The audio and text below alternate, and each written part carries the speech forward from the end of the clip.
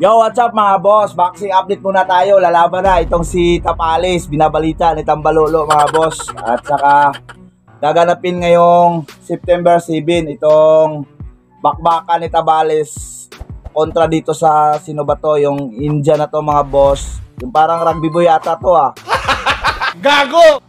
Kung quick vendors yung kalaban itong si Casimero, binabalita at hinahatid nitong si Tambalolo mga boss. Siguro opinion ko dito, rugby boy tong kalaban ni Tapales mga boss. Bali didipinsan niya yung Asian WBC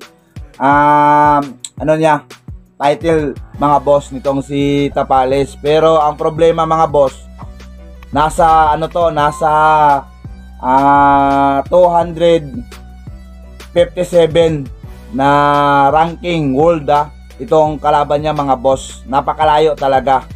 At kung binabalita ni Tambalolo mga boss na nasa 24 ranking itong kalaban ni Casimero na si Saul Sanchez mga boss, ito namang opponent ni Tapales mga boss, hindi naman niya isinishare kung anong numero sa world ranking itong kalaban niya mga boss. Bali may may record na 11 wins at saka 6 na knockout at saka 1 talo mga boss.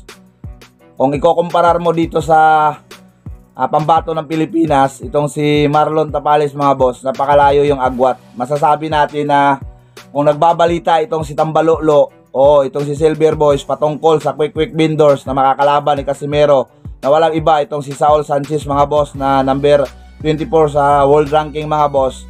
Dito naman ang opinion ni Batang Mindanao dito patungkol dito sa kalaban ni Tapales, isang rugby boy mga boss.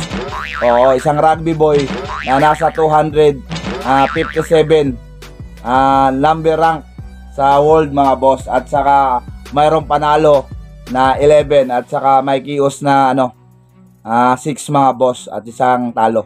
Yun lang ang hatid balita ni Batang Mindanao. Sa wakas, palakpakan, kalaban na itong si Tapales mga boss. Kalaban niya rugby boy.